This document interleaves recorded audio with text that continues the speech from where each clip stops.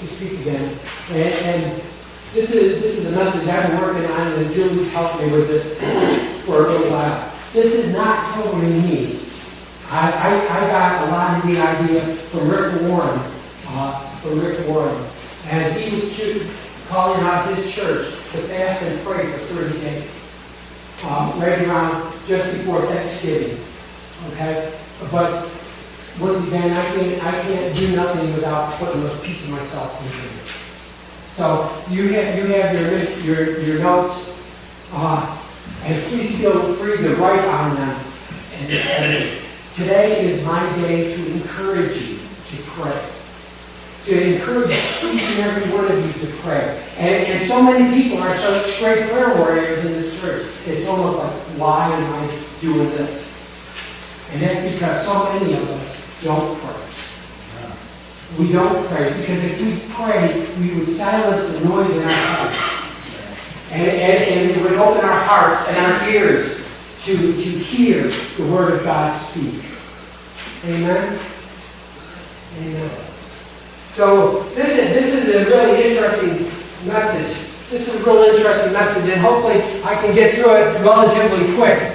I do have some thoughts as I'm going to share along with them as well. So if you could just put up with me for a little bit. But the first thing I want to do is talk about the hands. When we turn around and go to pray, we fold our hands and we bow our heads. And that humbles us. And God calls us to be humble before Him. We to make our petitions known to Him. And He wants us to come before Him, humbled with an open heart, and lifting things up to us. And as we humble ourselves and fold our hands, this is a tool that's now in your hands that can help you pray. Say, Jim, I haven't been praying as much as I should, or anything, because I just don't have the time. Well, if you follow this formula, you could probably pray 3 times a day for 5 minutes a day. And you would open up an avenue into your heart. You would clean out a pathway and stretch it out. It'd be like taking a snowplow to the path of your heart and pushing away the world, pushing away the snow, pushing away everything, and opening up your heart to be open to what God has for us. Did you get one? Does everybody have one of these? If you don't have one, raise your hand. No, everybody has one. Thank you. The first thing I want to talk about is I want to go through the hands. Okay, as we put your hands together, put your left thumb closer to yourself. Yes, yeah, just like that. And we do that. And this is what I wanted to do. This is what I would like to say. The first thing we pray for is the people that are closest to us. When we turn around and say us, it's our heart. It's the closest thing to our heart. And we want to pray for our family and friends. And as we pray for our family and friends, we want to pray for people closest to us. Like pray for your family, pray for your moms and dads, sisters and brothers. And when talking to you, I know who I'm talking to. We turn around and say, pray for your family. We turn around and immediately think of our husbands, wives, and children, and everything. But also pray for your brothers and sisters. The people that are closest to you. The people, your children and your sons and your daughters. Friends, people you know from church. That's the number one people you want to pray for. You don't have to sit there and say, Lord, I just want to pray for John, I need to pray for Susie because she did this and this and this, and I need to pray for that and that, and everything. No. All we need to do, God knows our prayers. God knows our prayers. Pray for the people you love. Pray for the people you know and that are closest to you. And that's the first thing you do. And all you have to do is, Lord, you know who I love. And you know to guide us and to love us and to lift us up. Lord, you know them. by name. Lord, I just want to lift them up to you. And then we go to the next finger. The next finger is one that points. He points the way. We want to pray for our leaders in this pointing finger. We want to pray for our leaders. We want to pray for our pastor or our pastor Timothy pointed out and says, "Do you pray for your pastor?" We should. We should pray for our pastor every day. Amen.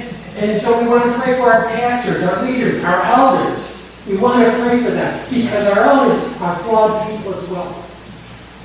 We want to pray for our governments and our fire departments and our police department. We even need to pray for the president of the United States. We need to pray for the people that we're pointing to, that leads the way and everything. The next one we want to pray for, we even want to pray for the people who make the crazy laws that we have to live by. I just thought I'd throw that in. The next one is the middle finger. It's the tallest finger. It's the tallest finger. It's the ones of influence. The people that have influence over us. The people that have influence over our family and friends. It's the ones that have influence over our country and our world. We want to pray for those people. You know something? I don't like them. We should pray for them. All more. You know, we should pray for the people that stand up for truth. And we should pray for the people that have influence over us. It's the tallest finger. Amen? I'm just going to read it. We should pray for the influence that are around the world, like moms and dads, with the influence with their children, pastors and teachers and school administrators. We can also look bigger at the people influence our world, like sports people, people that lead us astray, and stuff like that. We need to pray for them and bind them. The things that are in your heart. We need to pray for the people of influence. Amen? The next one we want to do, and this is a really interesting thing, is your ring finger. The ring finger. Guess what? It says right on your paper. It's the weakest finger. Isn't it interesting that that somebody chose to put your wedding finger as the weakest finger on your hand? It's something that we need to think about in our families and friends. Is pray for the weak. Pray for the struggling. Pray for the sick. Pray for our children. Pray for our elderly. Our elderly sick in the nursing home, with very little outside world. I just heard today, that our church is one of the only churches that do any ministry at JV. And that's an interesting thought. How many times do you get touched by Christ a day or a week for you guys? And now, these guys are only being touched once a week or once a month. And that's a sad thought. It is a sad thought. And so we just need to continue to pray for the weak. The people, the orphans, the widows. We need to continue to lift them all up and make them strong. And then the last one is the smallest finger. What's the smallest thing in your life? It should be ourselves. And that smallest thing that we should pray, but it's there. We should pray for ourselves. And as we have our hands here and we're praying, we're going to pray for ourselves. So we move to the next hand. Now, when we turn around and say, well, pray for yourselves, gee whiz, isn't that kind of selfish and everything? But listen to what we pray for. Listen to what we pray for. We pray that our heart is right with God. We pray that our heart is right with God. And we want to make sure that we're clean. We have clean hands and a pure heart. And so we need to fight off them temptations. We pray that we have a clean heart. Amen? And when we have that clean heart, then we turn around and go to the pointer finger. What was the pointer finger before? Pointing the way. Help us with our leadership. Help us with our leadership. That I may. Did I do it right? I think you skipped it. I did. This is my priorities. I'm sorry. My priorities. What do I do with my time? This is what I do. This is where our schedule comes in. Look at your schedule. Is your schedule busy? Do you have too much time? Do you have not enough time for God? You need to start scheduling God in your day. You need to turn around and say, well, I don't have enough time in the day for my worshiping or reading my Bible. You know what you need to do then? If you don't have enough time, wake up an hour early. And make time for God. When you make time for God, God blesses that time. And it just sets your day off for you. I love to pray every morning. I love to pray and study every morning. And what it does is it focuses my whole day on God. You know, it's that devotions. You know, when we started passing out and encouraging people to do devotions each and every day, it just, what does a devotion do? Does it do anything major to you? Does it make you super scholarly? No, but it channels your mind to Him. It channels your mind to the Creator that created this world. And the next thing is the tallest figure. Again, on the other hand, and am I being a good influence? Am I being a good influence in this world? That I may have influence, that I may be the only Bible my neighbor ever reads. Do you remember that line? Yeah. You know, because people turn around and say, whoa, I did it right. People turn around and look at me and say, Jim, he's in a grocery store. What is he buying? You know, is he buying something that's not too Christian-like? Like, what is he doing? They're watching me because they'll never pick up a Bible. And so we need to live a life worthy of our calling. We need to live a life worthy of our walk. And that's what we've been studying in Sunday school for adults in the back at 9 o'clock. Right there. That's my commercial. But we may be the only Bible my neighbor ever reads. We may be the only Bible my son ever reads. We may be the only Bible my daughter ever reads. You know? And so it's by our example. We need to be that influence. We need to be that influence. And we pray that we are that influence. Amen. And the next thing is after that is our other finger, the weakest finger again. And this is where we're going to pray for relationships with my family and friends. That I may be a good friend. You know, that I may lift people up and love them and show them and help them. If somebody needs a hand, be able to go there and give that hand. To go out and say, Julie is a perfect example. I showed her this picture that I drew in crayon. I drew my own hand in crayons, and Julie took that and made this. Somebody that can just turn around and in a blink of an eye says, I got it. And they can run with it. You could be that person too. You could be that person as well. You can be that person. You pray for your family and friends.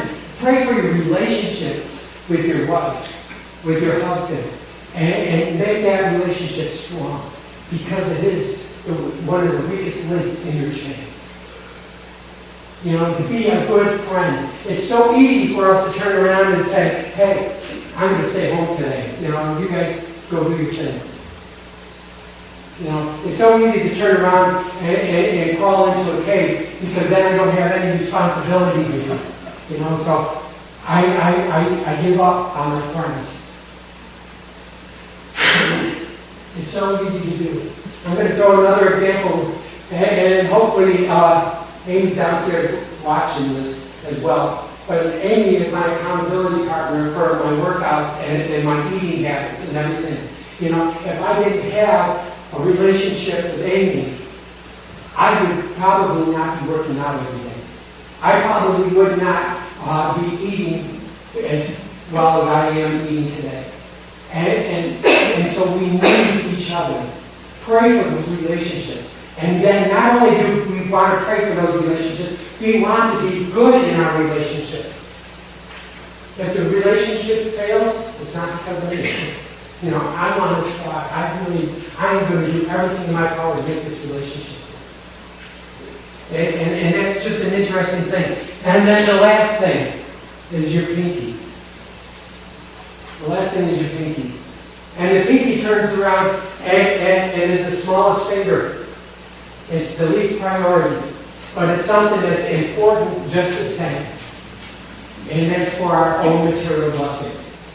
God wants to shower us with material blessings. But He doesn't want us to be greedy. He doesn't want us to be greedy. He wants us to have our daily bread. He wants to make sure we're fed. He wants to make sure we're healthy. He wants to make sure that we have what we need to survive. Pray for your material blessings. When we pray, we hold our hands together and we bow our heads. We think, number one, we think of our, I know this, I went through this last time. Okay? We think of the people that are closest to us. We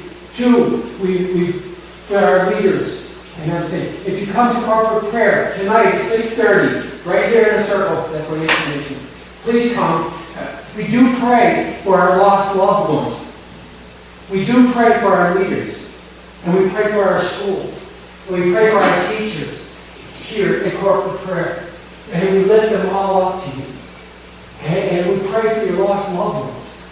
And we've got a giant circle with names. And we just want to fill the whole world up with names. And we want to see the answers to prayer. So we pray for our leaders. Next one is we pray for the people of influence in our life. The next one, we want to pray for the sick and the healing, or it's the sick and the children and the elderly and those that are ailing. We have a whole list of people that are there. And then we want to pray for ourselves. And when we pray for ourselves, we want to make sure we're right with God.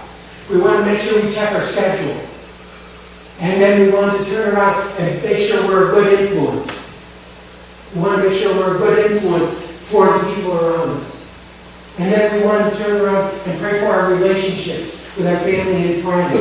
And then we need to make sure we pray for our material blessings, the stuff that God wants us. Can you think of any verses that talk about that?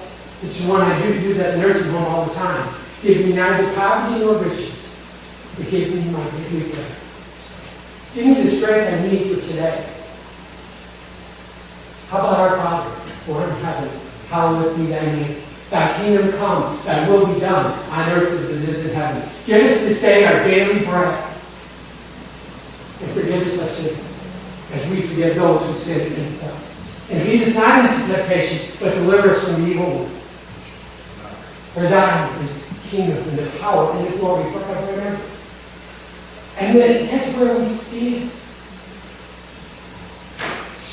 We just thank you and praise you for all things. Let's just bow our heads and close our hearts, open our hearts. Sorry.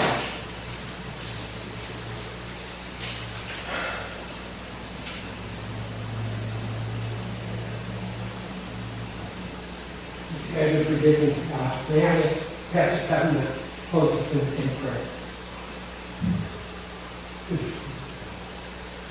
Heavenly Father, we just thank you this morning, Lord God, that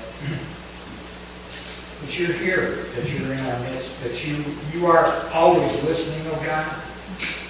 Lord, you know our thoughts even before we ask them of you. You know every need is upon our heart, Father, and you're able to do exceedingly abundantly above all we ask or think.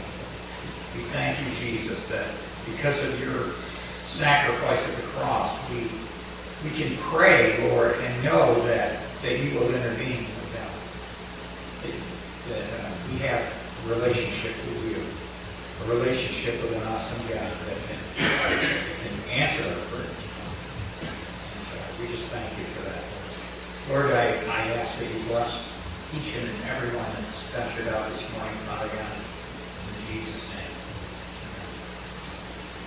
Okay, and then as Terry comes up and Devin comes up, I just want to go through a couple, these 4 things down at the bottom. These are all backed up by Scripture. These are all backed up by Scripture. Don't be a worrier, be a prayer warrior. And that's Philippians 4:6. Okay? Get along with God. And that's Matthew 6:6. Thank God in everything. And that goes back to Philippians 4:6. And Luke, I think and it's also in Luke. It looks like 11 verse 2. And then stay focused on true things. John 8, 31 and 32. John 8, 31 and 32.